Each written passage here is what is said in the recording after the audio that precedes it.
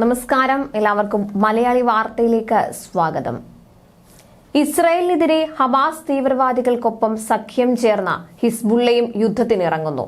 ലെബനോൻ ആസ്ഥാനമായ രാഷ്ട്രീയ പാർട്ടിയും ഇറാന്റെ പിന്തുണയുള്ള സായുധ ഷിയ ഇസ്ലാമിക സംഘടനയുമായ ഹിസ്ബുള്ള ഇസ്രയേലിനെ പാഠം പഠിപ്പിക്കുമെന്ന പ്രഖ്യാപനം നടത്തിയതോടെ യുദ്ധം ഉടനെയൊന്നും അവസാനിക്കില്ലെന്ന് വ്യക്തമാണ്. ഹിസ്ബുള്ളയുമായി ബന്ധമുള്ള പശ്ചിമേഷ്യയിലെ മറ്റ് ഇസ്ലാമിക തീവ്ര സംഘടനകളും ഹമാസിനെ പിന്തുണച്ച ഇസ്രയേലിനെ 4 അതിർത്തികളിൽ നിന്നും ഒരേ സമയം ആക്രമിക്കാൻ പദ്ധതിയിടുകയാണ്.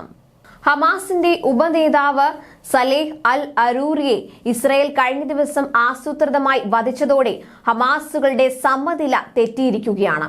ലെബനോനിലെ ഒളിവ് കേന്ദ്രത്തിൽ ഇരുന്ന അരൂരിയായിരുന്നു ഹമാസ് തീവ്രവാദികളെ നിയന്ത്രിച്ചിരുന്നത്. അരൂരിക്ക് പകരക്കാരനായി മറ്റൊരാൾ ഹമാസുകൾക്ക് ഇല്ലാതായതോടെ ഇസ്രയേൽ ഇനി നടത്തുന്ന നീക്കങ്ങളെ ചെറുക്കാനാവില്ലെന്ന് വ്യക്തമാണ്.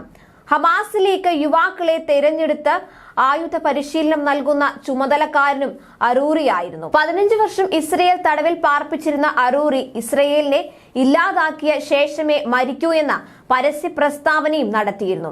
ലെബനോനിൽ രാപകൽ 20ഓളം ഹിസ്ബുള്ള ആയുധധാരികളുടെ സുരക്ഷിത വലയത്തിലായിരുന്ന ഹമാസ് ഉപമേധാവി അൽ അരൂരിയെ അമേരിക്കൻ ചാര ഉപഗ്രഹങ്ങൾ കണ്ടെത്തുകയായിരുന്നു. ഇതേ തുടർന്ന് ഇസ്രയേൽ ഡ്രോൺ ആക്രമണത്തിൽ വകവരുത്തിയെന്നാണ് ഹിസ്ബുള്ള മനസ്സിലാക്കുന്നത്.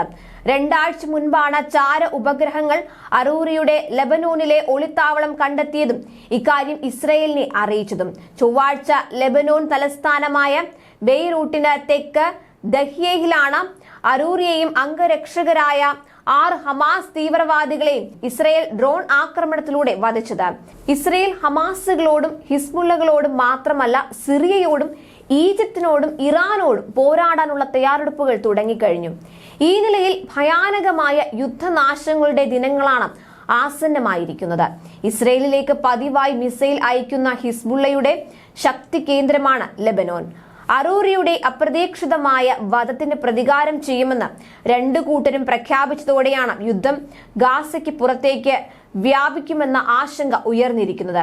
ഇസ്രയേൽ ആക്രമണത്തിൽ ഹമാസ് ഡെപ്യൂട്ടി ചീഫ് സലാഹ് അൽ അരൂരി കൊല്ലപ്പെട്ടതിന് പിന്നാലെ ഹിസ്ബുള്ള തലവൻ പ്രതികരണം അറിയിക്കുകയും ചെയ്തു.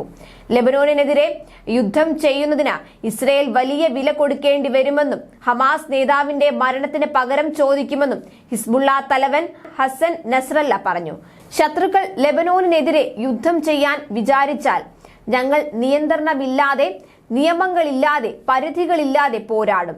ഇറാനിൽ Islamic revolutionary guards corporation general Qasem സുലൈമാനിയുടെ 4ാം വാർഷികം അനുസ്മരണ പരിപാടിയിൽ സംസാരിക്കുകയായിരുന്നു ഹസൻ നസ്രല്ല. ഹിസ്ബുള്ള ഇനിയുള്ള ദിവസങ്ങളിൽ ആക്രമണം കടുപ്പിച്ചാൽ ലെബനോനെ ഗാസയാക്കുമെന്ന ഭീഷണി മുന്നറിയിപ്പ് മുൻപ് ഇസ്രയേൽ പ്രധാനമന്ത്രി ബെഞ്ചമിൻ നെതന്യാഹു നടത്തിയിരുന്നു. ഇസ്രയേൽ ഏത് ആക്രമണത്തെയും പ്രതിരോധിക്കാനും അതിനെ ശക്തമായി തിരിച്ചടിക്കാനും സജ്ജമാണെന്ന് ഇസ്രയേൽ സൈനിക വക്താവ് ഡാനിയൽ ഹഗാരിയും പറയുന്നു. അതിനിടെ ഇസ്രയേലിന് കൂടുതൽ നൂതനമായ ആയുധങ്ങൾ എത്തിക്കാനുള്ള തീരുമാനവുമായി അമേരിക്ക രംഗത്ത് വന്നതോടെ യുദ്ധം കൂടുതൽ ഭയാനകമായ സാഹചര്യത്തിലേക്ക് നീങ്ങുകയാണ്. ഗാസയിലുള്ള എല്ലാവരോടും പലായനം ചെയ്യാനാണ് ഇസ്രയേൽ ആവശ്യപ്പെട്ടിരിക്കുന്നത്. ന്യൂസ് ഡെസ്ക് മലയാളി വാർത്ത.